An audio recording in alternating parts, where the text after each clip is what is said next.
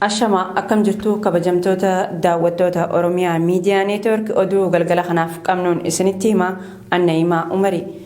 Qaala'insi jireenyaa Itoophiyaa keessatti lammiilee dhiibbaa hammaataa jala galcheeti jira. Rakkoon imaammataa ka'umsa qaala'insa jireenyaa ta'uu fi rakkoo nageenyaas hammeessuu ogeeyyiin diinagdee ni dubbatu. Muhammad Fantaallee dabalata qaba. Qaala'insa jireenyatiin wal qabatee Itoophiyaa rakkoo waggaa 30tu harkaa qabaa jedhan hayyuun diinagdee Dr. Ayyalaa Galaan. Bara 1989 gatiin xaafii kuntaala tokkoo qarshii 90 ture. Har'a ammoo gara qarshii 5,000tti ol guddateera kan jedhan hayyuun kun. Kana jechuun dhibbeentaa 40 hanga 50tti tilmaamamu qaala'e jechuudha jedhan. Bara sanarraa jalqabee ammoo mindaan barsiisaa elementarii tokkoo dhibbeentaa 7 qofa dabale jedhan.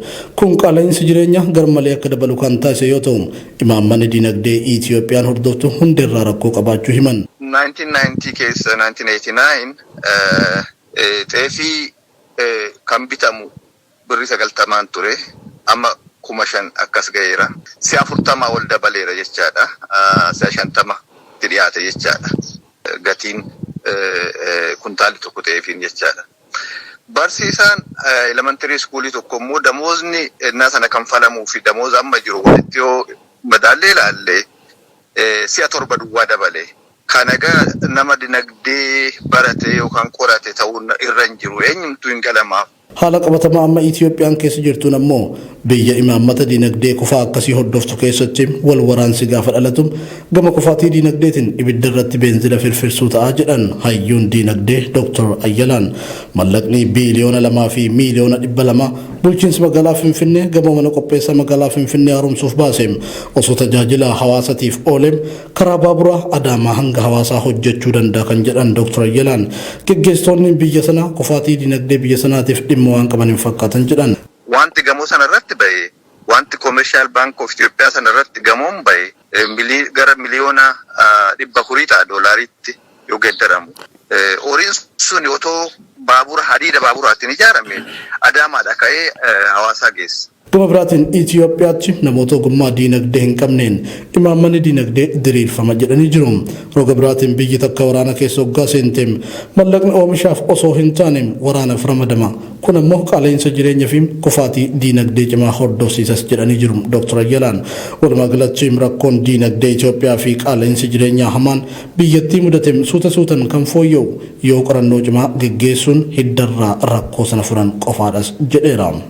Waraanni bilisummaa Oromoo lola mootummaa Itoophiyaa wajjin bakkeewwan adda addaatti adeemsisaa jiruun Riippaabilikaan Gaardii dabalatee loltoota mootummaa irratti tarkaanfii fudhataa jiraachuu dubbi himaan idil addunyaa waraanichaa himanii jiru.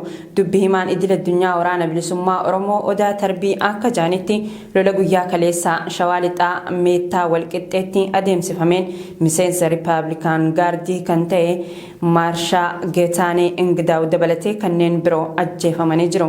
Gama biraatiin baha Oromiyaa aanaa Gammachiis keessatti lola guyyaa kaleessaa adeemsifamaa tureen loltoonni mootummaa miidhamuu odeeffannoon Oromiyaa Miidiyaa Neetwoork dhaqqabe ni mul'isa. Mootummaan ajjeefamuu miseensa Riippaabilikaan Gaardii waraana bilisummaa Oromoo jiru kana irratti hanga oduu kana qindeessinetti wanti jedhe hin jiru. Ministeerri muummee Abiyyi Ahmad tibba kana paarlaamaaf haasaa taasisaniin waraana bilisummaa Oromoo mo'achuun kan dadhabameef ummanni waan da'oo ta'aniif jechuun ni yaadatama. Qorattoonni afaan Oromoo dhaabbanni pireesii Itoophiyaa waan caasluga afaan Oromoo faallessuu fi xiqqeessuu hojjechaa jira jechuun komatani. Qaama dhaabbata pireesii Itoophiyaa kan ta'e gaazexaan Bariisaa barreeffama afaan Oromoo ilaalchisee tibba kana wanti maxxansee mormii cimaan mudatee jira. Siraaj sabaaf dabalata qaba.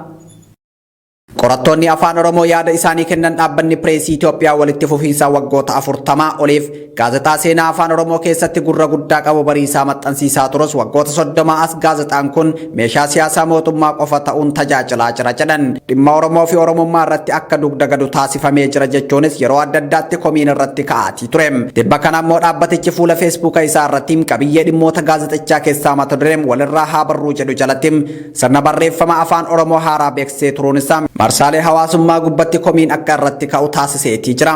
Akka dhaabbatichi jedhutti sirna barreeffamaa afaan Oromoo keessatti akkaataa sadarkeessituun ittiin barreeffamu kan duraan baratame akka jijjiiramuuf amaloota afaan Amaaraa fi Ingiliz keessaa akkaataa sadarkeessituun itti ibsamuun gara afaan Oromootti akka dhufu ibsuusaa dubbii isaa kanaanis afaan Amaaraa keessatti sadarkeessituun yeroo barreeffamu andanyaa hulattanyaa jedhamuun sagalee tokko qofaan ibsama waan ta'eef afaan Oromoo keessattis tokkoffaa lamaffaa jechuun sagalee maxxantuu dheeraa tokkoffaa jedhu gara tokkoffaa jedhutti haa fidnu yaada jedhuun ibse.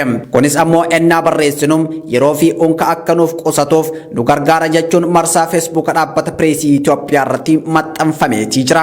Dhaabbatichi kana maxxansuun isaa duratti bara 2019 hamma ammaatti sirna barreeffamaa kana hojiirra oolchuun itti gargaaramaa akka jirus namoonni garaagaraa itti dhiyeenyaan hordofaa turan dubbii dhaabbatichaa kana booda ibsaatii jiru. Afaan kamiyyuu seerluga mataa isaa akka qabuun kan barsiisu saayinsiin xiinqooqaa afaan tokko afaan kan biraa fakkeessuuf yaaluun dogongora akka ta'es akeekkachiisa. Dhimma kanaan wal qabsiisuun Inistituutii Afaan Oromootiin qindeessaa garee caaslugaa kan ta'an kaadhimamaa PhD obbo Baqqalaa Bukkoo yaada isaanii yoo ibsatan gaazexaan bariisaa seerluga kana eessa akka inni baase yoo hin beeknu jedhan. Kuni waan seeraan alaatiin afaan Oromoo akkuma dubbatamutti barreeffamam akka barreeffamettis dubbifama jechuun yaadicha mormaniitii jiru. BBC'n Afaan Oromoo ammoo dhimma kana ilaalchisuun qopheessaa olaanaa gaazexaa bariisaa obbo Cheerinnat Hundeessaa yeroo dubbisuttis qopheessaan olaanaa gaazexichaa yoo ummanni dide ni dhiisna akka yaadaatti waan dhiyeessineef ni soroorsina jechuun haalicha bira darbaniitii jiru. Gama biraatiin hayyoonnii fi qorattoonni afaan Oromoo marsaalee hawaasummaa irratti dhimmichi aggaammii mootummaan qubee irratti taasisaa jirudha jechuun balaaleffatanii barreessaatii jiru. Yuunivarsiitii Wallaggaatti barsiisaa fi qorataa afaanii kan ta'an kaadhimamaa PhD Fedhaasaa Taaddasaa fuula feesbuuka isaanii irratti dhimmicha qeequun barreessaniitii jiru. Yuunivarsiitii Finfinneettis barsiisaa afaanii kan ta'an obbo Qulqulluu Ijoom dhimmichi yaalii laagaa iibaam lammaffaa kan kana duraan qubee jijjiiruuf taasifamee fashalaa'eeti jechuun qeeqanii jiru. Dhaabbanni pireesii Itoophiyaa garuu dhimma kana ilaalchisee sadarkaa dhaabbataatti ammallee waan jedhe hin qabu. Kana dura dhaabbatichi loogoo yookaan asxaa gaazexichaa waggoota 40 oliif ture odaa ofirraa haquun maqaa biraandingii jedhuun kan gaazexaa Addis Zaman ofirratti maxxanseetii jira. Dhaabbaticha keessatti afaanota Itoophiyaa keessatti dubbataman keessaa afaanota 4 oliin gaazexaan kan maxxanfamu yoo ta'u gaazexaan bariisaa afaan Oromootiin maxxanfamus dhiibbaa guddaa jala kan jiruuf ni cufna jechuun naannicha keessatti gaazexeessitoota afaan Oromoo irratti dhiibbaan akka godhamaa jirus OMN odeeffateetii jira. Waldiddaan hooggantootaa fi dabballoota bilchiginaa naannoo Oromiyaa gidduu jiru babal'achuun qondaalonni poolisii naannichaas waldiddaa cimaa keessa jiraachuun dhaga'ame. Maddeen OMN akka jaanitti waldiddaan qondaalota poolisii naannichaa gidduu jiruun walgahiin hatattamaa waamamee ture waliigaltee malee bittinnaa'eeti jira. Walgahiin hatattamaa kun dhimma ajjeechaa abbootii gadaa Karrayyuu rakkoo nageenyaa daran naannoo Oromiyaa keessatti hammaataa dhufee fi furmaata isaa irratti mari'achuuf waamamee ture ja'amee jira. Haa ta'utii garuu waldiddaan qondaalota poolisii naannichaa gidduu jiru hammaachuu isaatiin walgahichi waliigaltee malee bittinnaa'u maddeen himaniiti jiru. Waldiddaan hooggansa siyaasaa bilchiginaa gidduu jirus daranuu hammaataa adeemuutu himama. Dhalattoonni Oromoo biyya Suudaan magaalaa Kaartumii fi magaalota biroo keessa jiraatan rakkoo hammaataaf saaxilamaa jiraachuu himani. Lammiileen kunneen furmaata saffisaan akka taasifamuuf gaafatanii jiru. Oduun kun akka itti aanutti dhiyaata. Magaalaa guddittii biyya Suudaan tan taate Kaartumii fi magaalota biroo keessa kan jiraatan dhalattoonni Oromoo kanneen waraqaa eenyummaa qabanii fi hin qabnelleen rakkoo hamtuu keessa jiraachuu himani. Lammiileen kunneen Oromiyaa miidiyaa neetwoorkiitti akka himanitti poolisoota biyyattiitiin qabamuun gaafa qabaman maallaqa Suudaan qarshii 200,000 kaffaltan malee hin baatan jechuun hiraarfamaa jiru. Ji'oota muraasa dabreerraa eegalee qabamnee hidhamuu sodaadhaaf manaa gadi baanee hojjechuu hin dandeenye jiru. Kanneen qabaman ammoo rakkoo reebichi poolisootaan irratti raawwatamaa jiraachuu himuun haalli qabiinsi mana hidhaa biyyattii gadi bu'aa ta'uu dubbatu. Baay'ee haalli Kaartumii keessa jiru baay'ee yaaddoodha. Amma qabaan baay'ee hammaataa jira ijoollee irratti. Amma ijoolleen irra caalan hojii sodaatanii makkatti baanee hojjetallee dhabanii kun ammaatti deebi'anii mana taa'aa jiru. Namni tokko yoo qabame birrii 200,000 kaffaltaa jedhuun. Har'a jireenya Sudaanii qaala'insa irraa ka'ee wallahi namni tokko hojjetee ittiin buluullee baay'ee ulfaataa jira. Rakkinni jiru maanni yoo jedhanii rakkoo isaa kalaas baqataa irratti wanta walumaa gala fakkaata. baay'ee haala yaadessaa keessarraa. Biyya Suudaan keessatti qaala'insi jireenyaa garmalee hammaachuu irraa kan ka'e hojjetanii jiraachuun illee ulfaataa ta'uu kan himan dhalattoonni Oromoo bilbilaan dubbifne haala kana keessatti qabamnee hidhamuu fi qarshii 200,000 kana kaffaluu sodaadhaaf manaa gadi bahuu dadhabnee jedhani. Waraqaa eenyummaa baafachuu kan dhume haaromfachuu fi wantoota jireenyaaf nama barbaachisu kan gama mootummaa biyyattiin walitti hidhata qaban maraaf maallaqa humnaa ol gaafatamaa jirra jedhanii jiru. Oduu keenya xumuraatiin pireezidaantiin mana maree mirga namoomaa dhaabbata biyyoota gamtoomanii ambaasaadar Federico Villegas wal waraansa Itiyoophiyaatiin cabiinsa mirga namoomaa komishiinaroota qoratan 3 muuduu beeksisanii manni maree mirga namoomaa dhaabbatichaa komishinii ogeeyyii idil addunyaa sarbama mirga namoomaa Itiyoophiyaa keessatti mudate qoratu yaa'ii dhuma bara 2022 adeemsiseen murteessee ture. Siraaj sabaaf dhimma kanarratti gabaasa bal'aa qindeessee jira. Dhaabbata mootummoota gamtoomaniitti manni maree mirgoota namoomaa yaa'ii dhuma bara 2021 adeemsiseen sarbamni mirga namoomaa Itiyoophiyaa keessatti qaamolee waraana keessatti hirmaataniin dhaqqabe qorachuuf komishinii ogeeyyii idil addunyaa akka hundaa'uun kan murteessee ture. Yaa'ii addaa manni maree mirgoota namoomaa dhaabbatichaa dhimma Itiyoophiyaa irratti taa'ame kana ilaalchisuun mootummaan Itiyoophiyaa dantaa siyaasaa biyyoota lixaa tarkaanfachiisuuf yaa'ii adeemsifamedha jedhe. Murteen kun bu'aa qorannoo komishinii mirga namoomaa Itiyoophiyaa fi kan dhaabbata biyyoota gamtoomanii argataniif beekamtii kan hin kennine yaada furmaataa qaamoleen lamaan dhiyeessan hojiirra oolchuufis hiree kan hin kennine jechuun fudhatama dhabsiiseetii ture.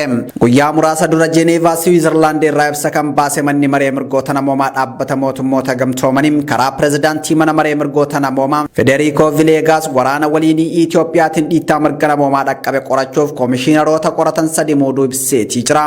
Komishiinaroonni pireezidaantii mana marichaatiin muudaman haadha alangaa mana murtii yakka addunyaa kan turte lammii Gaambiyaa Faatuu Beensoodha. Dubartii lammii Keeniyaa Kaarii Beetii Murungii fi lammii USA Steven Ratneeri. Ibsi kun komishiinaroonni 3 muudaman cabiinsa mirga namoomaa raawwatame irratti ragaalee walitti qabu warra gaafatamootaan adda baasuu fi odeeffannoo qooduun yaalii gaafatamummaa mirkaneessuu eegalee jiru itti fufsiisuu yoo jedhu komishiinaroota 3 keessaa Faatuu Beensoodha hooggantuu komishiinaroota kanaati jechuun eereetii jira.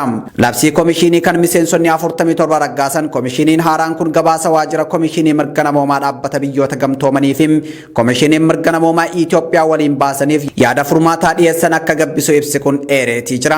Komishiinaroonni kun mana maree mirga namoomaa dhaabbatichaaf ibsa gabaasa afaanii baatii waxabajjii yookaan adoolessaa keessa kan barreeffamaa immoo baatii fulbaanaa yookaan onkoloolessaa keessa dhiyeessuuf akka jedhan ibseetii jira. Ibsi mana maree mirga namoomaa kun eenyummaa komishiinarootaa muudamanii kan ibsa yoo ta'u hooggantuun komishinii kanaa dhalattuun Gaambiyaa Faatuu Beensoodha. Dubartii jalqabaa haadha alangaa mana murtii yakkaa idil addunyaa ta'uun bara 2012 hamma bara 2021 nama hooggananidha. Bara 2004 hamma 2012tti itti aantuu haadha alangaa mana murtii yakkaa idil addunyaa ta'uun tajaajiluu isaanii fi bara 1987 hamma 2000 biyya isaanii Gaambiyaatti haadha alangaa ministeera haqaa ta'uun tajaajiluu isaanii ibsi mana maree mirgoota namoomaa kun eereetii jira.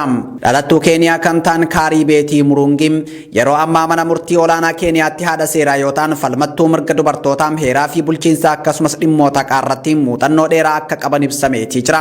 Kaarii Beetiin komishiniiwwan garaagaraa hoogganuun muuxannoo bal'aa akka qabanis eerameetii jira. Lammiin Ameerikaa Steven Ratner Profeesara seeraa mana barnootaa seeraa Yuunivarsiitii Miichigaan yoo ta'an muuxannoo barsiisuu qorannoo seera namoomaa idil addunyaa gaafatamummaa cabiinsa mirga dhala namaa fi kanneen birootiin muuxannoo bal'aa qabaachuu isaanitti ibsame. Akkasumas dhaabbata biyyoota gamtoomanii keessatti qaama ogeeyyii dhimma Kaamboodiyaa fi Sirilaankaa ilaaluuf barreessaa olaanaa dhaabbatichaan filataman keessa kan turanii fi garee gorsituu koree fannoo diimaa Jeneevaatti argamus ta'anii tajaajiluu isaanii ibsi mana maree mirgoota namoomaa kun ni mul'isa. Tolee kabajamtoota daawwattoota Oromiyaa Miidiyaa Neetwoork oduun galgala kanaaf qabannee dhiyaanne isaan gaammaatti daawwachaa turtan kana fakkaata gama kiyyaan nagaatti isiniin jechaa qophiilee OMN tanneen hafanii waliin turtii gaarii.